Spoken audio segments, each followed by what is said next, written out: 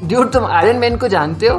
हाँ, वो तो मेरा फेवरेट सुपर हीरो है। तो जिस प्रकार उसको अपनी पावर यूज करने के लिए सूट पहनना होता है, वैसे ही तुम्हें फिजिक्स को समझने के लिए और अप्लाई करने के लिए बेसिक टूल्स का जानना बहुत ही जरूरी है।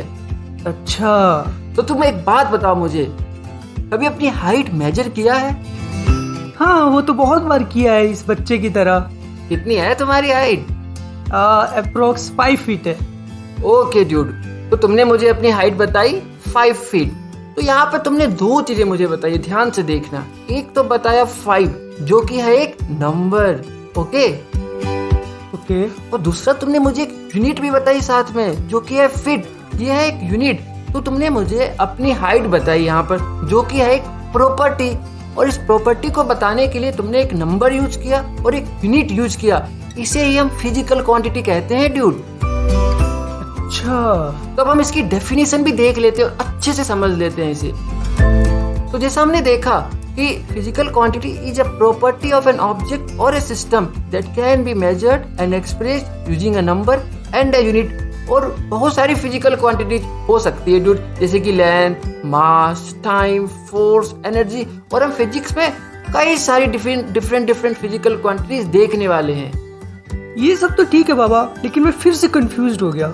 इसका मतलब जितने भी फिजिकल क्वांटिटीज है वो सबके सेम ही यूनिट है? नहीं ड्यूड, चलो इसको एक प्रैक्टिकल एग्जांपल की हेल्प से समझते हैं। तुम अगर सब्जी मंडी में जाओ और सब्जी वाले को बोलो कि मुझे 1 मीटर आलू दे दो, तो वो तुम्हें क्या देगा? कुछ ऑब्वियसली नहीं। वो तुम्हें भगा देगा कि ये क्या मांग रहे हो तुम। तो जब भी हम मास की बात करते हैं ड्यूड, तो तुम वहाँ पर केजी में बोलते हो उसे कि 1 केजी आलू दे दो या 2 केजी आलू दे दो। तुम उसको फीट, मीटर, किलोमीटर में नहीं बोलते हो ड्यूड। तो इस प्रकार डिफरेंट फिजिकल क्वांटिटीज का नेचर डिफरेंट होता है और सबकी यूनिट्स डिफरेंट होती है ड्यूड। मास एक डिफरेंट फिजिकल क्वांटिटी है, उसकी यूनिट डिफरेंट है। सिमिलरली लेंथ एक डिफरेंट फिजिकल क्वांटिटी है, उसका नेचर डिफरेंट है, तो उसका यूनिट्स भी डिफरेंट है। तो बाकियों का भी तुम देख सकते हो ड्यूड, समझे? बाबा लेकिन यहाँ तो मुझे दिख रहा है कि मास के अंदर आपने 3-4 यूनिट्स लिख रखा है, ग्राम, किलोग्राम, पाउंड। ये एक ही फिजिकल क्वांटिटीज के क्या डिफरेंट यूनिट्स हो सकते हैं? Very good observation dude. तुम मुझे एक बात बताना, जब भी हम गोल्ड, सिल्वर खरीदने जाते हैं तो क्या उसको केजी में मेजर करते हैं? नहीं बाबा, वो तो बहुत ज्यादा प्रीसियस है, उसको ग्राम में अपन लेते हैं जनरली। ग्राम में मेजर करते हैं ड्यूड। सिमिलरली फ्रूट्स, वेजिटेबल्स को हम जनरली केजी, ग्राम दोनों में ही मेजर कर सकते हैं, ओके? हाँ, तो तुम यहाँ पे समझो, प्रैक्टिकल यूज के हिसाब से हम सेम फिजिकल क्वांटिटी के डिफरेंट यूनिट्स यूज करते हैं। जब हमें छोटे मेजरमेंट्स करने होते हैं तो ग्राम में यूज करते हैं, जब हमें बड़े मेजरमेंट्स करने होते हैं तो केजी में यूज करते हैं। और इनफैक्ट जब इससे भी बड़े मेजरमेंट्स करने होते हैं, जैसे हाथी का वेट कितना है, तो टन्स में मेजर करते हैं, समझे? समझ गया। ये तो बहुत ज्यादा कंफ्यूजिंग लग रहा है बाबा। इसका कोई ऐसे कुछ भी रैंडमली रख रहे हो कि इसका कुछ सिस्टम है? Very good question again dude. इन सब का पीछे एक सिस्टम्स है। सीजीएस सिस्टम आया, इसमें तुम देख रहे हो ना, मास को ग्राम में यूज किया है ड्यूड। हाँ, क्या सिस्टम आया ड्यूड? इसमें लेंथ को मीटर, मास को केजी, टाइम को सेकंड में यूज किया। फाइनली जो सबसे वर्ल्ड वाइड यूज सिस्टम है और उसको हम एसआई सिस्टम कहते हैं, और यही सिस्टम हम मेजर यूज करने वाले हैं पूरे फिजिक्स में, समझे? ओके बाबा। इसमें लेंथ मीटर में होती है, मास केजी में, टेम्परेचर केल्विन में, और लुमिनस इंटेंसिटी कैंडेला में। मोस्टली यही यूज होने वाली है ड्यूड। Okay, understood. ये एक यूनिट को दूसरी यूनिट में कन्वर्ट कर सकते हैं? यस, प्रोवाइडेड कि वो सेम फिजिकल क्वांटिटी की हो।